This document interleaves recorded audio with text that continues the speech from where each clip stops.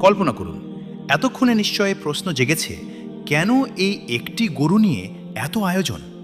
উত্তরটা লুকিয়েছিল একটা অন্য ঘটনায়। স্মরণ করো, যখন তোমরা একজনকে হত্যা করেছিলে, অতঃপর তোমরা এ ব্যাপারে একে অপরের ওপর দোষ চাপাচ্ছিলে। একটা খুন হয়েছিল, আর কেউ স্বীকার করছিল না। প্রত্যেকে অন্যের দিকে আঙুল তুলছিল। আর তোমরা যা গোপন করছিলে, আল্লাহ তা প্রকাশকারী। এখানেই আসল সমাধান এলো। আল্লাহ বলেন, তখন আমি বললাম, তোমরা তাকে গরুর কোনো অংশ দিয়ে আঘাত করো। জবাইকৃত গরুর একটা অংশ দিয়ে আঘাত করতেই যা ঘটল, তা ছিল অকল্পনীয়।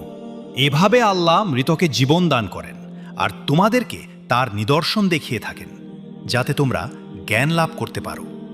মৃত মানুষটা কথা বলে উঠল, সত্যিকারের অপরাধীর নাম বলে দিল। এটাই ছিল সেই গরু জবাইয়ের আসল কারণ, ন্যায় বিচার প্রতিষ্ঠা করা। কিন্তু এত বড় একটা নিদর্শন দেখার পরও কি হলো? এরপরও তোমাদের অন্তর কঠিন হয়ে গেল, তা পাথরের মতো, বরং তার চেয়েও কঠিন। কারণ পাথরের মধ্যে এমনও আছে যা থেকে নদী প্রবাহিত হয়, যা বিদীর্ণ হয়ে পানি বের হয়, যা আল্লাহর ভয়ে গড়িয়ে পড়ে। ভাবুন, একটা পাথরও আল্লাহর ভয়ে সাড়া দিতে পারে, কিন্তু মানুষের অন্তর তার চেয়েও কঠিন হয়ে যেতে পারে। এই একটা লাইনেই লুকিয়ে আছে আমাদের জন্য একটা বড় সতর্কবার্তা। সবচেয়ে বড় নিদর্শন দেখেও অন্তর নরম না হলে সেটাই সবচেয়ে বিপজ্জনক অবস্থা। ইতিহাস এখানেই শেষ নয়।